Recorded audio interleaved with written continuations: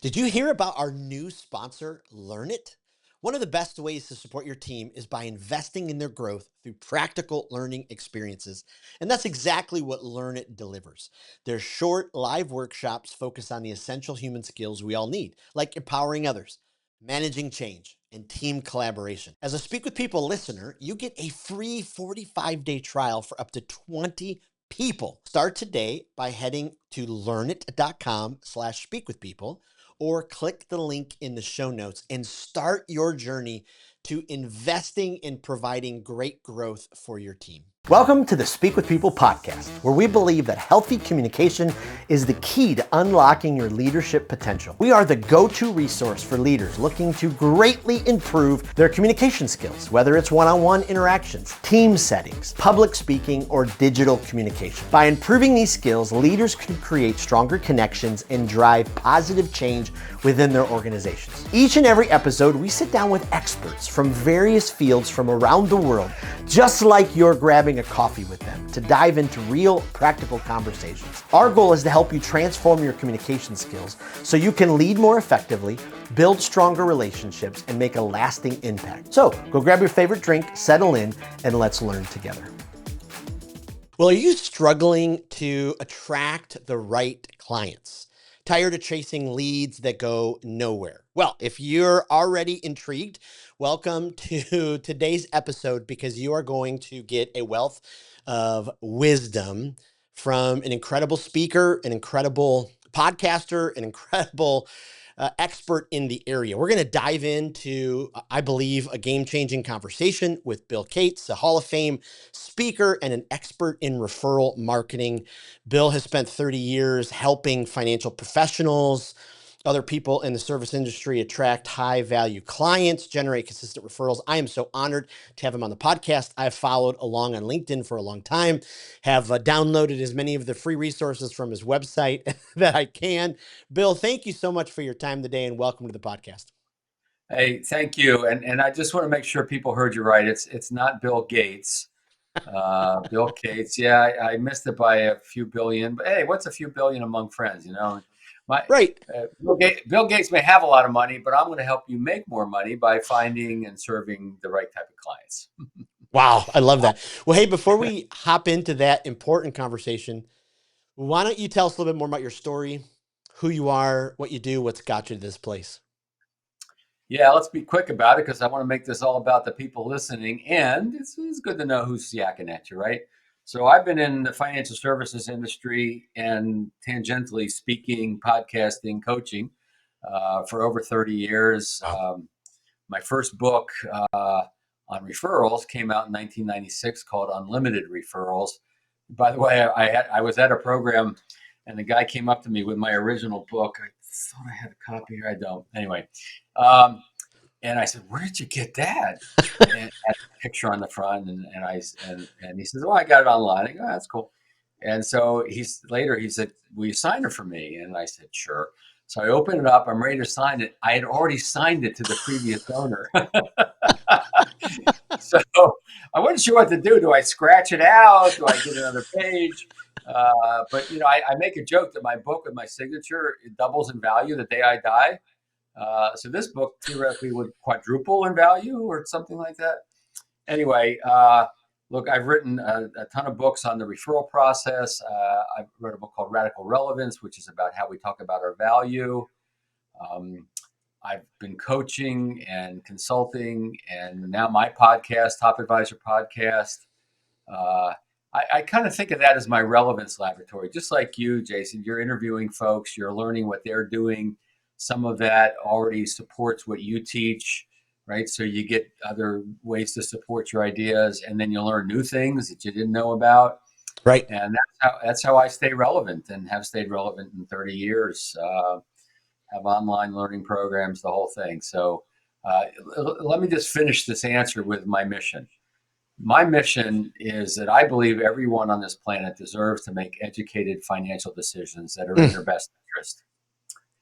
And one of several ways I fulfill that mission is by helping financial professionals reach more people with their value.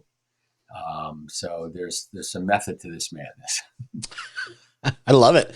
Wow, I love it. And what freedom it brings when you know your personal mission and you're able to live inside of that. I know many leaders who don't, and so I love that you modeled that for us. Yeah, and it came, this mission came to me later. I didn't start out in the business with that mission. Originally, my mission was to make money, I suppose, and to do it by helping financial advisors. But then I learned how important the work is, and how everybody has head trash around finances and money, and people put off making the right decisions. And so then that's when I've kind of my next phase of my life as I eventually maybe retire. I don't know. That's what I'm going to dedicate all my time and attention to is financial literacy and education and empowering people to make the right decisions.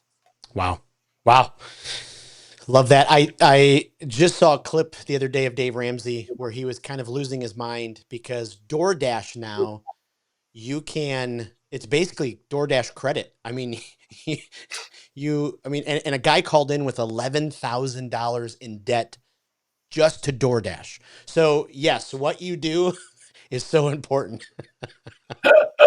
Well, that person needs a little bit of counseling in addition to Yes, financial planning, but that's another story. I love it.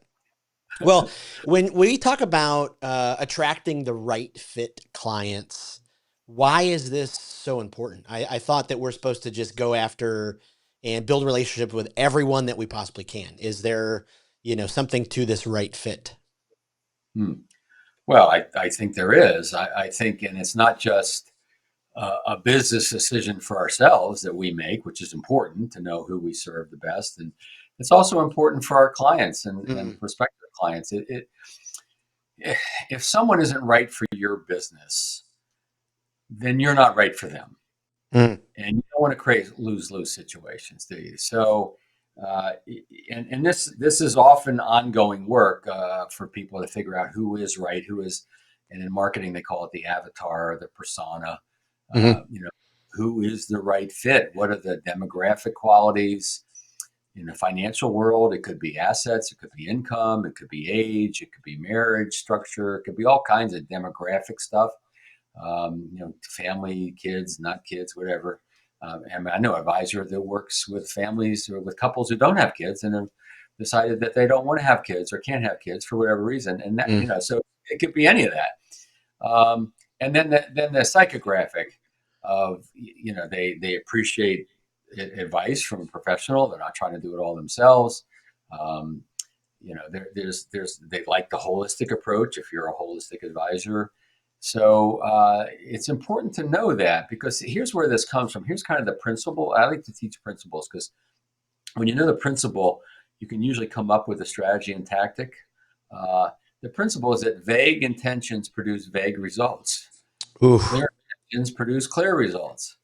And so the clearer you are on who you serve the best, uh,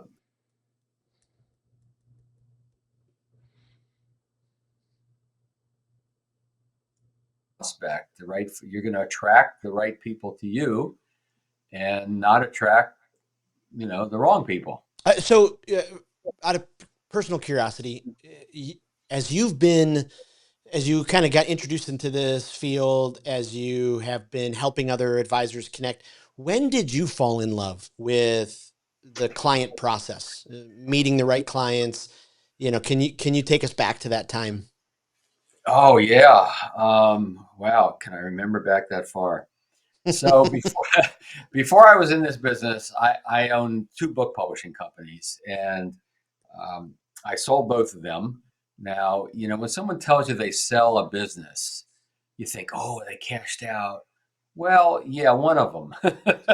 So one of them I made some money, and the other one I got out of a bad partnership and let him assume the debt. I've experienced a little bit of both, right? But then I was looking for the next thing to do, and a friend of mine said, "Oh, you should be a professional speaker and consultant. You'd be great. You've learned so much about business that I go, great. What's that? I didn't know anything about speaking, consulting, training, any of that. And so I joined the National Speakers Association, and gosh, I did that in 1989. And my first target market was printers and printing companies because I knew that. I had bought printing, I had brokered and sold printing. It was my natural market to go to. I Yep. instinctively knew the importance of a target market, which we can talk about later if you want, and how everything gets easier when you have a clear target market. And I pretty quickly established a nice reputation within the printing industry, speaking at all the associations. And my love really was prospecting, was identifying and finding and reaching out, and how do you connect and how do you get your foot in the door, which has become harder these days. Um, and I started at a time when people actually answered the phone.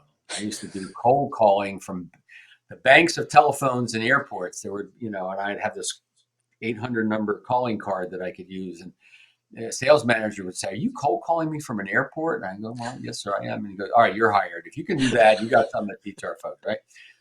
So, but I was looking for a specialty. I was looking for a narrow focus. I knew that prospecting wasn't enough. I also knew that the industry I was in at the time didn't have a lot of money. The Mm. printing very low margins in the printing industry, and so I saw my colleagues, other speakers, coaches, getting more, making more. I thought, oh, that'd be nice.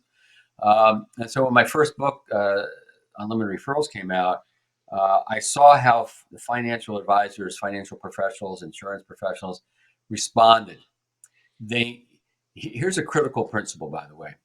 You want to try to build your business, if at all possible, by solving a blatant and critical need, Mm. meaning your prospects know they have the problem or it could be huge opportunity, but they know it's there and it's critical to them. They will move heaven and earth to fix the problem or create the opportunity. If now you can't always do that in financial services because sometimes people, even consulting, sometimes people don't know they have the problem, Right. and you have to help them go from latent to blatant. But once that's where the action takes place. That's where the buying behavior starts to begin, when people know that they have a blatant critical problem. And so I found that out pretty quickly in financial services, that they knew the value of referrals. Everybody wanted more referrals. Most people weren't particularly good at getting them. They felt guilty that they were sitting on a gold mine of opportunity.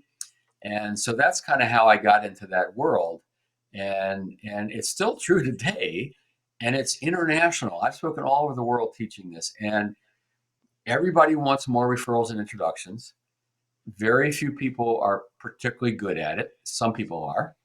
Uh, and it's interesting because I see in a lot of media saying, referrals are dead, or stop asking for referrals, or, stop waiting for referrals, and all of this nonsense.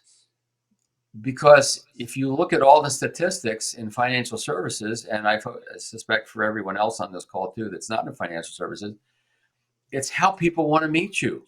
You want to build a business based on how your ideal prospects want to meet you. Now, it doesn't mean the other things can't come into play. They can, and they should. Not everyone wants to necessarily meet you through an introduction. Some of the younger folks, that's not quite as important. It is for the older folks. Although as they age, as the millennials age, it's interesting that emphasis on referrals is growing. Right. Uh, they mature, they have more money. It's there's more at stake. And so where they used to be able to just, get all their financial information from Google or whatever, now they're seeking that advice from someone else. So that's a long answer, but that's kind of where I came and how I found my avatar, and who I serve the best and why. Boy, I love that. And I love that you took us back there to the airport, making the cold calls. I mean, today we really do. I mean, in some terms we have it much easier. In some terms we don't, because like you said, people are, they look at the phone and they wonder, why are you, why are you calling me? I had that yesterday. I only answer my phone when I know who's calling, or if I'm maybe expecting a call from a service provider, someone coming to fix something in the house or whatever, right? So I answer the phone. I know everybody can identify with this. And the person says, "Hi, how are you today?" And I go, "What do you want?" I mean, I wasn't warm and fuzzy with this person, and I try to be cordial. I appreciate, the challenge of cold calling and all that. Uh, yeah. Anyway, let's move on. I love it. Well, and now, you probably get this. My LinkedIn account, when it comes to referrals, I'll get 3, 4, 5, 10 messages a day from people who want to help boost the podcast numbers or, my YouTube channel. And they'll send, you know, a million messages. And so, yes, it's a different world. LinkedIn is the new cold calling. Yeah. If you don't have a clear target market, and if you don't personalize what you're doing, it is purely cold calling. LinkedIn can have its place, and there are some people that are doing well. The people that are doing the best with LinkedIn are the people who do have a very clear target market. They know how to differentiate themselves in that target market. They know the questions to ask that show relevance to the person, the message. They're not just blasting out, using some bot that LinkedIn will shut you down if you use it to get caught. Um, they're personalizing things, and that's kind of from my book Radical Relevance is how do we become radically relevant to our prospects so that they will pay attention to our message. And you need to do that if you want LinkedIn to make a difference. I'm sorry, I kind of interrupted you, but No, LinkedIn is the new cold calling if you're not careful, and I you're love going to that. waste time and Well, money and energy. absolutely. Well, let's walk right into the concept Sure. because you've talked about it a little bit, but the radical relevance. How important is this for our business and for our interactions with our clients? Well, I mean, since I wrote a book about it, you might imagine I think it's pretty critical. But Yes. and there's levels of relevance. If you're not relevant, you're going to be ignored, right? So there's so many messages coming at people, Wow. so many different directions. I like to use the kind of walking through an airport since I do that a lot. I mean, marketing messages come at you. They're on the ceiling, they're on the floor, they're on the walls, they're on the person trying to get you to do the credit card. I mean, they're just everywhere. And that's kind of what the internet is, and that's what our lives are like now. So the brain, and I've done a lot of research into brain research. Now, notice I didn't say I've done brain research. I've done research into the brain research. I'm not qualified for the actual research, but I can study stuff, right? Yeah. That's one thing about a liberal arts degree is I learned how to learn.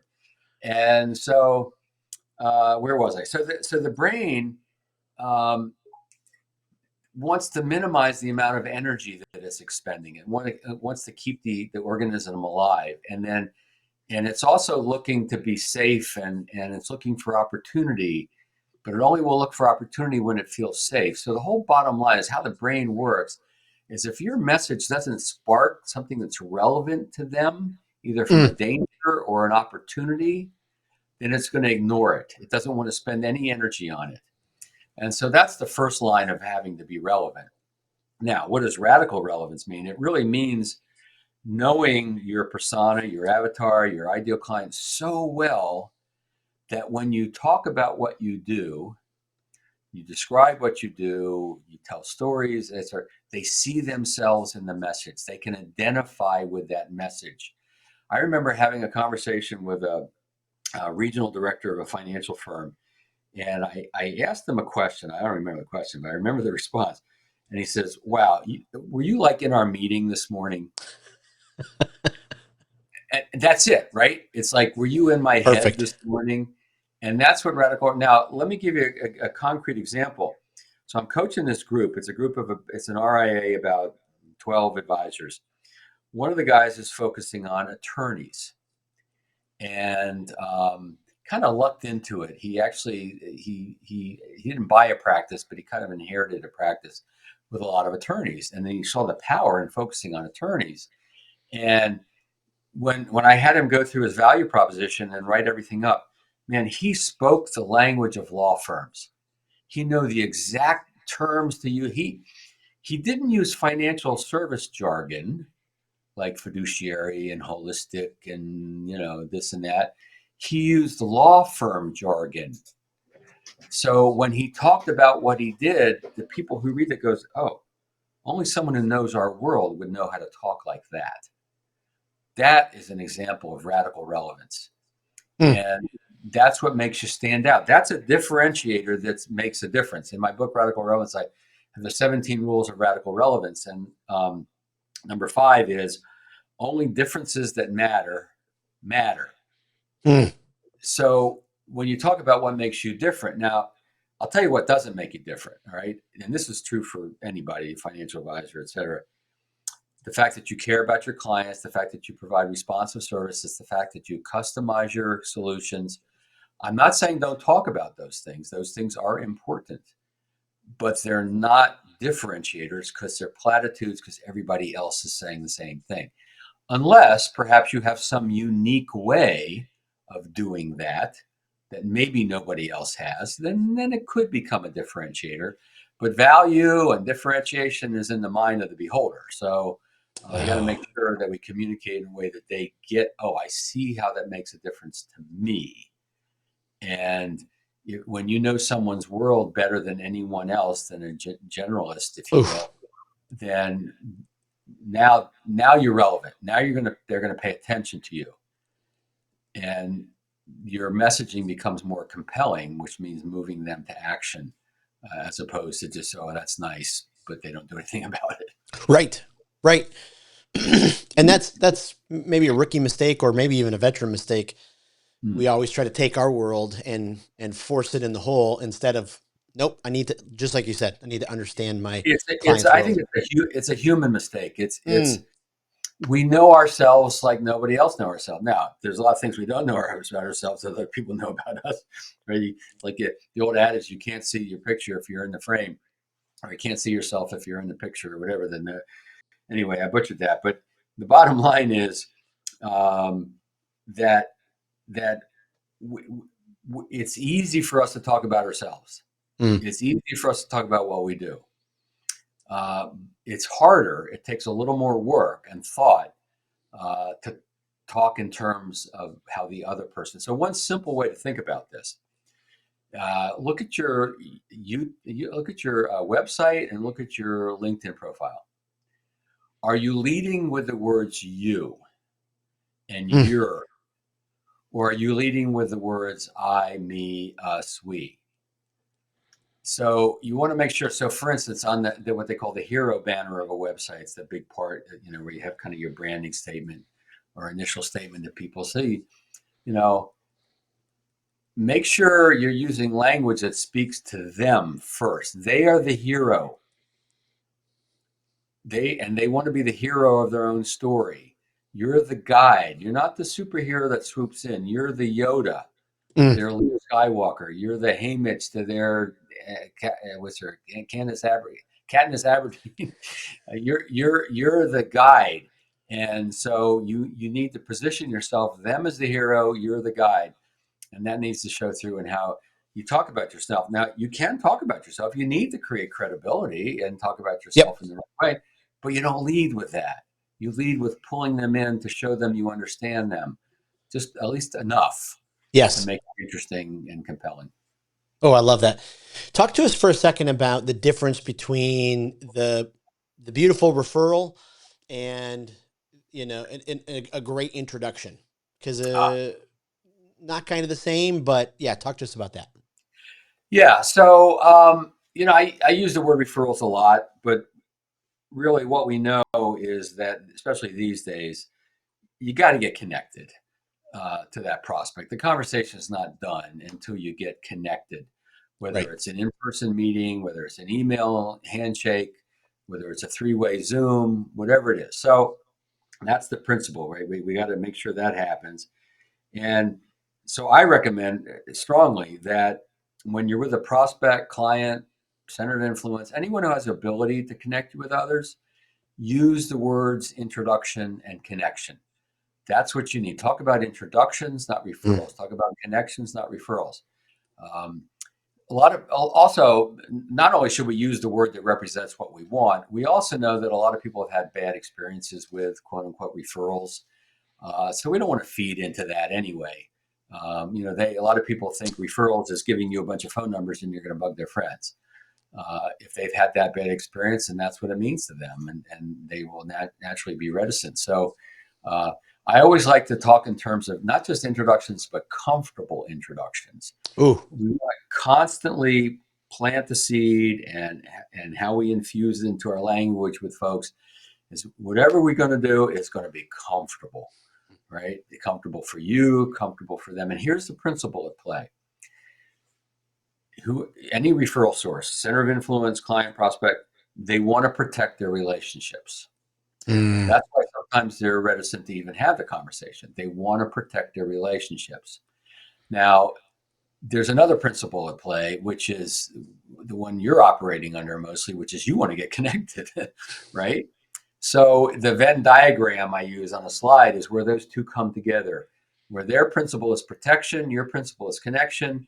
How do we do this in a way that everyone gets what they need? No feathers are ruffled, and some good work gets done in the process. Oof.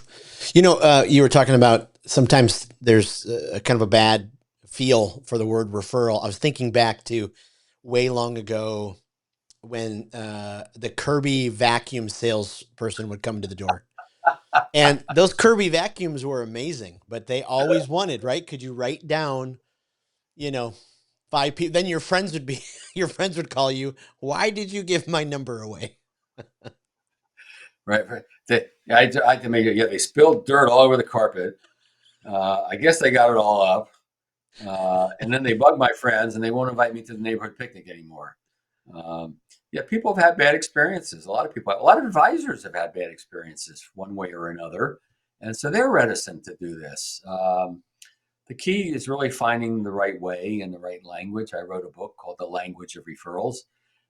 And I did that because I found that, let's say, the strategy of asking, right? The strategy of asking for introductions. Is not everyone participates in that strategy because of all kinds of fears and reluctance and stuff. And when I give them the words, when I say, try doing it this way, try saying this, then they go, oh, I never thought about trying it that way. And so then the tactic allows them to participate in the strategy. Mm. So, people say strategy comes first. Well, yeah, sort of. You do have to have the right strategies in place, but sometimes strategies aren't accessible until you see how they might play out, until you see how you might implement them. And so that's what my book, The Language of Referrals, is about, is here's how you actually implement that strategy of promoting and asking and objections and getting introduced. And that gives people the confidence, which is what this is all about. None of it's rocket science. It's really just about confidence. So having the right words can lead to the confidence that then leads to the action that produces a result. Oh, I love that. I've been able to go through most of your book, Radical Relevance, but I have not read The Language of Referrals. So I'm going to pick that up because our company, we talk a lot about communication. And so, yes, this is, I will, and I'm going to get a couple extra so I can give some out to the Speak with People community on Facebook, because so much of this is the way that we communicate. How important is it? Talk to us for a second from your, experience, wealth of wisdom as a leader to grow your communication skills. How important is that to have a strong foundation for, getting to this place where you have this radical relevance, where, the referrals are coming because your communication is so natural? Well, I mean, would you like to be successful? And look, I know it sounds like a flippant answer. There are some people with not the strongest communication skills still do well. Yep. It's a continuum, um, and uh, so when it comes to communicating in a way that's going to build a relationship, I'm going to give you 2 words to kind of work on. The first one I've touched on a little bit, and that is empathy. Empathy is appreciation, understanding, appreciation for someone else's situation, right? Mm. That's where getting to know them, getting to know the industry, their company, and the benefits, whatever, how you personalize, how you get very clear on your avatar. Uh, that's what creates the empathy, so they can see that you understand, appreciate. The other word is curiosity. Curiosity. Some people were born very curious. Some people, I'm kind of in between. I've nurtured my ability to be curious. And I'm going to give you three other words that fit under curiosity umbrella that could change your communication with all your prospects, clients, and everyone else in your life. And those three words are, drum roll please, tell me more. Mm. Have the attitude and the perspective when you're in conversation with people of tell me more rather than I'm going to tell you about me. Oof. Then you go deeper and you learn. This isn't new to people. People understand this about being a better listener, but a lot of people don't know how to do it, or they understand it intellectually, but they can't practice it. So I always got tell me more, or some variation of tell me more about that, or how does that play out, or can you explain that further, or any variation on the tell me more. You you will build better relationships because you will be, the old adage is to be interesting, be interested. And there's an old story about Mark Twain on a cruise ship, and he goes out onto the outside of the cruise ship. He sits on a lounge chair next to this woman, and they start the conversation. And he says, "Yeah, tell me a little bit about yourself. What brought you on this cruise?" So she talks for like 30 minutes. Yeah, da, da, da, da, da. He has to leave. He says, "Sorry, ma'am, I have to leave. I got an appointment. But it's been great chatting with you." And she says, "Mr. Twain, you're the most interesting man I've ever met." And she just talked about herself for 29 minutes, right? So so when you're with clients or prospects and they're telling you about, how their parents handle money, or they're talking about what dreams are important to them, or what fears, or, tell me more. Just go to the next level and the next level. Peel back the onion a little bit. That genuine interest will build rapport, will build trust. It helps you create the empathy that you can then reflect back to them what you do in a way that's more real and more relevant to them. Uh, it, at parties, at social events, what do you do at social? You tell stories, story of the day, story of your vacation. Someone's telling about their vacation in Hawaii, and you can't wait to jump in about your vacation in Hawaii, right? As opposed to say, "Hey, did you get to go there? Did you go here? Tell me more about that. How was that?" Kind of earn the right to jump in about your Mm. story. So, you asked about communication. Those are the two things I always think about in communicating. There's a lot more to it, obviously, but those are two critical things that we can all get better at. I love that. Hey, as we round the corner here, uh, early on, you talked to us about target market and Yes. how important it is. What are a couple of the key essentials we need to know to continue to improve how focused our target market is? Yeah. So I talk about the three R's of relationship marketing: relevance, which we've talked about, referrals, which we've talked about, and the other is reputation. And most financial professionals and other folks get taught how to prospect. You get taught how to cold call, natural market. Referrals is kind of a form of prospecting. I think it's a high form, but it is. Um, but very few folks get taught how to market and the principles of marketing. And on my blog, my last several blogs have been around the mistakes and the principles around marketing. And so it's hard for financial folks and really anybody to create a reputation for oneself when you kind of have a scattershot approach to the market. Mm. The narrower you are, the more clear you are on the bullseye, the easier it is to actually build a reputation and start to attract people to you, which is ultimately what we want. We want to attract the right people and repel the wrong people. Uh, when you have the target market, your messaging is going to be more relevant just naturally, and it's easier to get referrals because people see that you're focusing on folks. So let me give you a specific example. One of my coaching clients, John Landry, he lets me use his name because he's given me a few good examples to share. Um, when he came to me, he had a number of Pratt Whitney employees. He's in Connecticut, as clients, but he also had a lot of others. And he said, "Well, I was thinking about just kind of focusing on Pratt and Whitney. What do you think?" I said, "Well, how many are there?" He said, 10,000. I go, "Okay, it's big enough. Even if not everybody has the right kind of money for you, there's plenty that do." And he said, just the decision to do that and start to tell his Pratt and Whitney clients that he was made a decision to put more emphasis and focus on working more with Pratt and Whitney employees, the floodgates of referrals have opened Mm. just by announcing that to his clients. So it was always there, but that little key needed to unlock the floodgates to make it happen. And so that's one of the values. Everything gets easier in a target market. Now you need the market to be large enough to make it worth your while. You can have more than one target market over time. Certainly it's nice if they relate to each other in some form. Like one advisor I interviewed for my podcast worked with a lot of nurses, nurse practitioners and physician's assistants and other nurses. And his secondary market became hospital administrators because all these nurses were in hospitals and then the hospital. So there's two target markets, but there's some relationship between the two, and they kind of talk to each other a little bit. Uh, they need to have the financial capacity to take advantage of the work you want to do, whatever that Yes. looks like for you. Right? That's true for any market. That was me switching from printers and printing companies to financial services. The financial capacity needs to be there. And then it helps that they have formal and informal ways of communicating with each other. They have Mm. associations. They have other ways they communicate. They have meetings. They have a water cooler, whether it's virtual or in person, that they hang out with. That's what helps you build a reputation. I interviewed Johannes Harrison for my podcast, and his target market is emergency room physicians. Emergency room physicians. And he's a member of two different associations of emergency room physicians.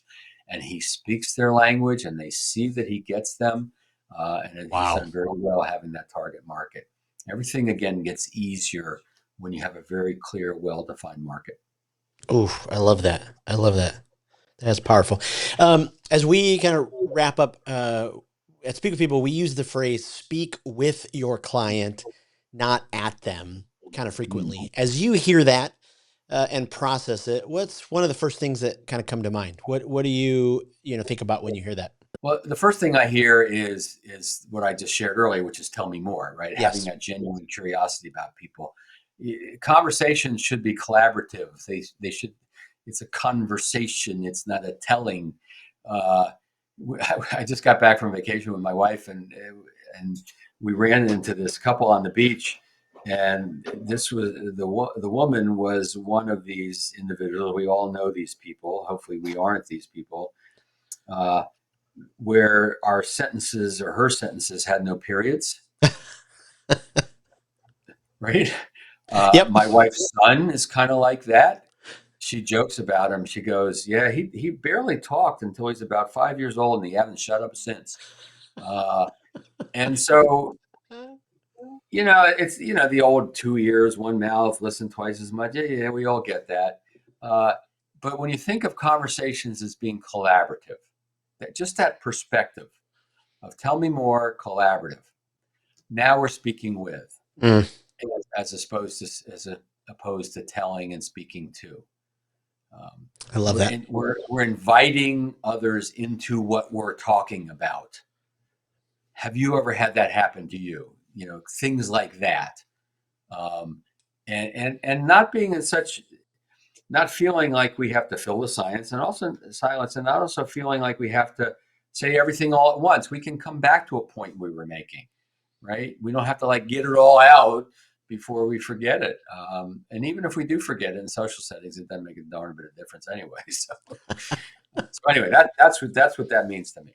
I love it. Well, hey, before I let you go, we ask every guest some rapid fire questions. We're building Oh this boy. online communicators library where people can Okay. access all of our guests' favorites. So All we right. ask everybody, do you have a favorite speaker? Somebody that every time you hear them, boy, they just fill your cup. You got to tell everybody else about them. The answer is no, I don't. A little unfair of a question. Well, I come from the world of professional speakers, and I'm a little jaded occasionally. I try not to be. I mean, I tell you, Zig Ziglar, long gone Zig, he kind of helped me get started in this business. And so even though my style is like very different than his, uh, he was the kind of guy I can just listen to and always learn from. Yep. So anyone who doesn't know about Zig Ziglar, go back, listen to his stuff. It's a little trite, it's a little old, it is like, stereotypical motivational speaker. Uh, but the guy was a master, I love it. and also a nice guy. So yeah, Oh, I that's love it. my long. Uh, Two more. If you're a podcast listener, not everybody is, but if you are, is there either a guilty pleasure or a development podcast that every time you listen, you just can't wait to share it with someone? Yeah, there's two actually. I love Smartless. Mm. With Jason Bateman and a couple other guys. I can't remember their names. The guy who does the voice on the Reese's peanut butter commercials.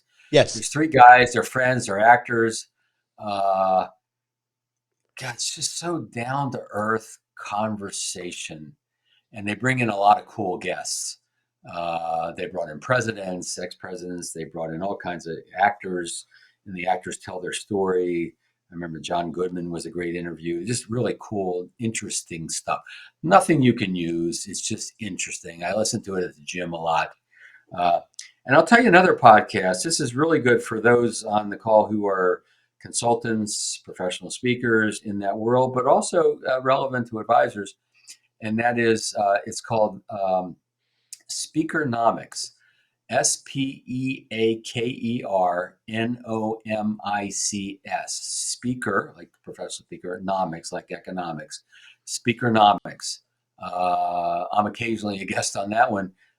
That's a weekly, and a lot of great stuff around development of content and presentation skills and telling stories. And uh, I'm always current on that one. Oh, I love it. So, Lastly, yes. one book that, if someone's, headed to a desert island, they can only take one book. This is the book that they have to read. What is it? Oh my Lord. Well, I'm not a deeply religious person, so I'm not going to say the Bible, although I have nothing against it. And a lot of principles and teaching in there that just translates to everybody. A lot of truth there. Um, I'll tell you one book that has made a difference for me. It was a big seller, Atomic Habits. Mm. By James Clear, it's made a difference for me. Um, The Soul of Money by Lynn Twist, a little lesser known book. Um, I'm writing a book right now around money, and it's a parable book. It's a story around beliefs and things like that. And one of the books I read in kind of my research, if you will, was The Soul of Money by Lynn Twist. And a little different perspective, but very interesting. Oh, I love it. Well, this has been absolutely phenomenal. I took 2 pages of notes. Appreciate you just being so generous with your wisdom. Where's the best place we can send our listeners, find out more about you, access all your great resources? Sure, a couple quick things. Referralcoach.com/resources. So it's referralcoach.com is my website. But if you do /resources, there is a ton of free value there, videos, recorded webinars, guides. And I always like to say, Jason, free but valuable, Mm. right? Just because it's free doesn't make it valuable. One of my colleagues, Rory Vaden, says this, and I try to follow this, is save your best for first. Ooh. And so that's what that referralcoach.com/resources. And if you want to know a little bit about my book, Radical Relevance, go to radicalrelevancebook.com. And my other book, my most recent, The Language of Referrals, thelanguageofreferrals.com. Or not but languageofreferrals.com. So I know you'll put it in the show notes. So thank you. Absolutely. Well, thank you again, sir. Really appreciate this time. And I know that this will be just a huge help, encouragement, challenge to our listeners. So thank you. Oh, My pleasure. Thank you. Thanks for tuning in to today's episode of the Speak with People podcast. It means the world to us when you share this episode. Thanks for liking, subscribing, or following the podcast. That really does help the podcast get into more ears and into more leaders listening. Also, don't forget, we have 2 exciting resources for you. The first is go to Facebook and join the Speakers Group. This is a community designed for leaders who want to grow their communication skills. Also, go to speakwithpeople.com/skills library to access the Communication Skills Library. It is an online resource chock filled with resources that will inspire you and transform you and grow your communication skills. Thanks again for being a part of the listening community. We cannot wait for the next episode.